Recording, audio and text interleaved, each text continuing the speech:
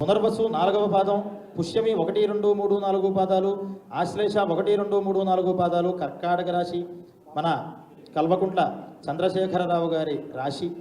ఈ రాశి ఆదాయం 14, వ్యయం 2గా, రాజపూజ్యం 6, అవమానం 6గా, అత్యంత సంతోషకరంగా ఆదాయ వ్యయాలు కనిపిస్తున్నాయి.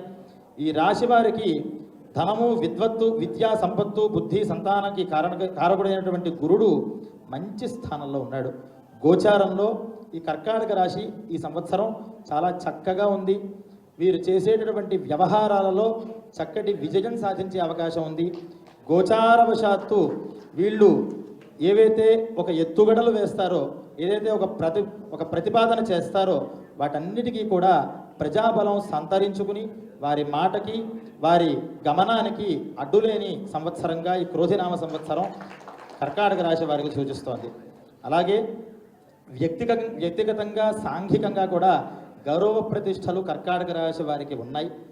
అలాగే ఈ రాశి వారికి కొంత ఆరోగ్యపరంగా జాగ్రత్తలు వహించేటటువంటి అవకాశం కనిపిస్తోంది.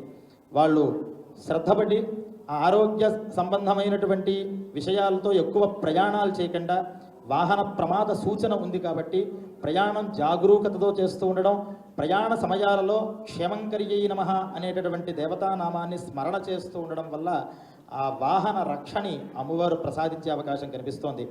రాజకీయ నాయకులకు కూడా ప్రజలతో మంచి సఖ్యత, అధిష్టానం, బలం, ప్రజాబలం అన్నీ కూడా కనిపిస్తున్నాయి.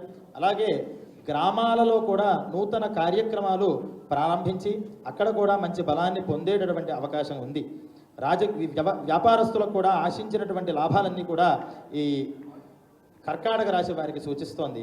అయితే ఈ కర్కాటక రాశి వారు ఈ దోష నివారణ కోసం కేతువు అధిష్టాన దేవత అయినటువంటి లక్ష్మీ గణపతిని, అలాగే మోహన గణపతిని ఆరాధన చేసినట్లయితే మాసే వచ్చేటటువంటి చవితి రోజు ఆ గణపతిని సుప్రసన్నం చేసుకున్నట్లయితే అడ్డంకులు తొలగి ఆరోగ్యపరంగా మంచి ఆరోగ్యం చేకూరడానికి అవకాశం కనిపిస్తోంది.